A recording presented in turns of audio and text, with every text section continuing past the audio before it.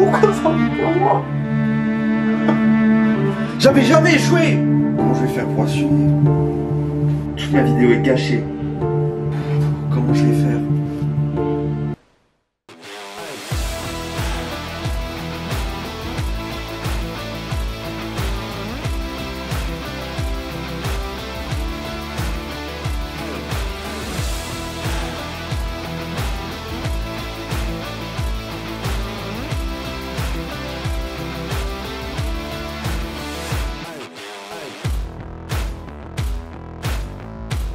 Salut à tous, c'est Lucas, on se retrouve pour une nouvelle vidéo et aujourd'hui dans cette vidéo je vais vous expliquer un échec que j'ai eu ce week-end lors du marathon de Paris 2022. Donc je vais pas parler beaucoup plus longtemps, ce que je vous propose c'est de se retrouver directement sur les Champs-Élysées pour en discuter. N'oubliez pas de vous abonner pour m'aider au quotidien et si vous aimez ces vidéos et on se retrouve tout de suite. Let's go.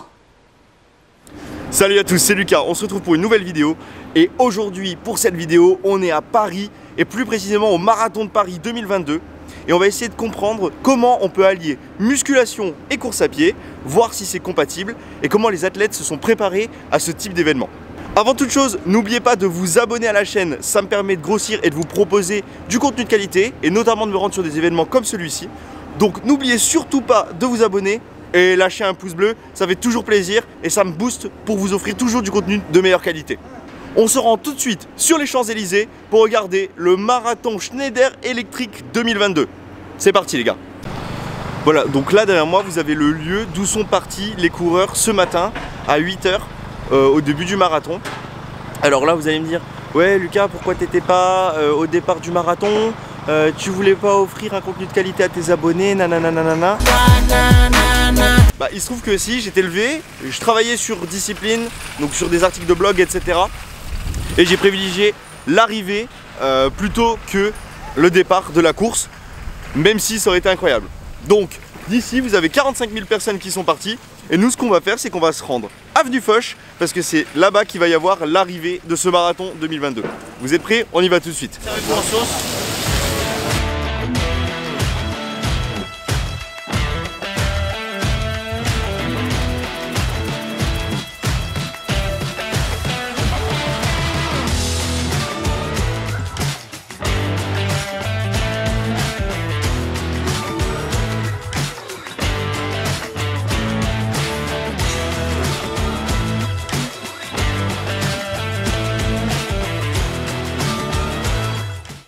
À ce moment-là, j'étais assez persuadé que j'allais pouvoir mener des entretiens de personnes qui avaient fait le marathon de Paris. L'objectif, c'était de comprendre comment ils s'étaient entraînés en musculation, en cardio, etc. Comment ils s'étaient alimentés, comment ils avaient prévu de récupérer, pour pouvoir vous partager en fait les bonnes pratiques, les tips lorsque vous parcourez un marathon. Et à ce moment-là, j'étais confronté à une dure réalité, celle d'avoir personne qui ne veuille me répondre à mes questions.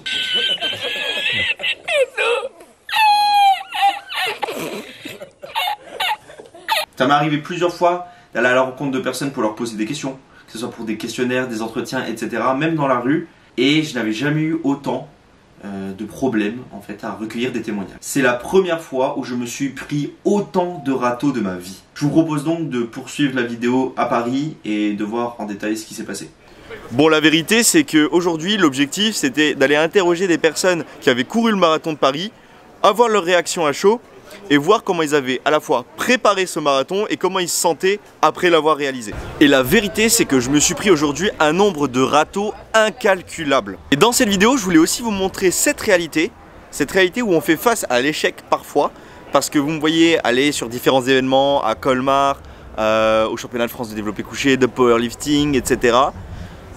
Certes, il y a des côtés magnifiques, mais il y a aussi des échecs dans ces rendez-vous. Et là aujourd'hui je voulais le présenter parce que ça arrive tous les jours qu'on ait des échecs en tant qu'entrepreneur, en tant que créateur de contenu, youtubeur, etc. Donc là ce qui s'est passé c'est que les personnes que je suis allé voir, qui étaient très sympathiques au demeurant, m'ont dit écoute Lucas, on est exténué, on est crevé, on n'a plus de force et on n'aura pas de l'énergie, assez d'énergie à donner dans cette vidéo. Et je comprends tout à fait. Parfois il y a du mal à trouver des personnes qui veulent être interrogées car il y a l'aspect YouTube. La volonté de ne pas être sur une plateforme en ligne, de ne pas posséder l'image, etc. De ne pas savoir ce qui va être fait de son image. Et ça, je comprends tout à fait. Moi, j'ai d'ailleurs déjà refusé plein de fois des vidéos YouTube ou des vidéos de grandes chaînes qui voulaient m'interroger pour des sujets divers.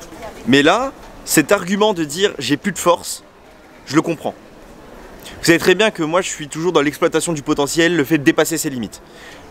Courir un marathon, a fortiori courir un marathon en 2h30, 3h, c'est très dur physiquement, très dur mentalement, ça demande énormément de ressources et forcément on va au-delà de son potentiel et on exploite un maximum ses ressources et on dépasse ses limites. Et donc moi je peux pas leur en vouloir, si vous voulez, de pas vouloir me répondre aujourd'hui parce qu'ils se sont trop donnés, parce qu'ils ont plus de force, parce qu'ils ont exploité leur potentiel un maximum et parce qu'ils ont dépassé leurs limites.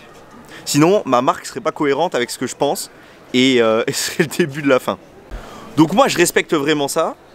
Et je vais pas vous mentir, j'ai demandé à énormément de personnes, je suis resté longtemps sur place et je me suis pris un nombre de râteaux incalculable.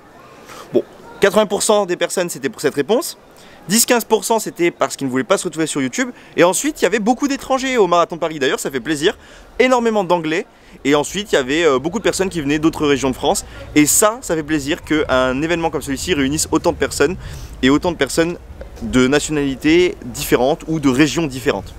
Donc face à cette réalité, on s'adapte comme d'hab, on est résilient et je vous propose de voir tout de suite à la maison une autre version de cette vidéo.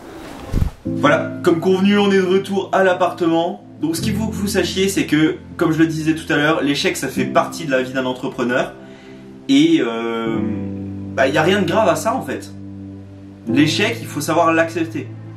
Il vient pas forcément de votre motivation ou de votre travail. L'échec, parfois, il vient d'un environnement, d'une situation. Il faut l'accepter.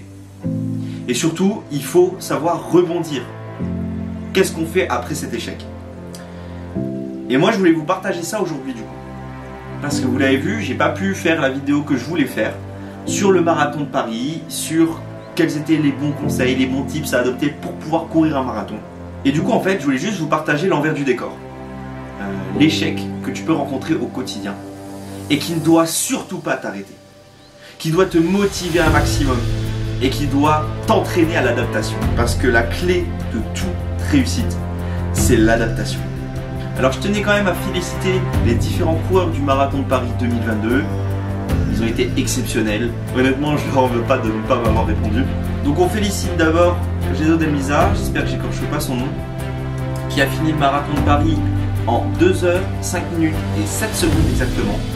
Juste devant le deuxième qui était à 2h, 5 minutes et 11 secondes. Et je tenais à féliciter Morad Amdouni, le Français qui a battu le record de France du Marathon de Paris et qui a signé la 4e performance européenne de l'histoire avec un chrono de 2h, 5 minutes et 22 secondes. Il a fini 3e pendant ce marathon et c'est juste une performance incroyable. Donc gros big up à lui et globalement, je félicite et je remercie pour leur courage et pour leur abnégation les 45 000 coureurs du Marathon de Paris 2022 qui ont su se dépasser, même s'ils n'ont pas su répondre à mes questions. Voilà, c'est la fin de cette vidéo. Ce que je veux que vous reteniez, c'est que l'échec n'est pas grave, mais qu'il faut savoir s'adapter et qu'il faut savoir rebondir après l'échec. Mais toute votre vie, vous allez devoir vivre avec. Et si vous ne vivez pas avec l'échec, c'est que vous ne tentez pas de réussir.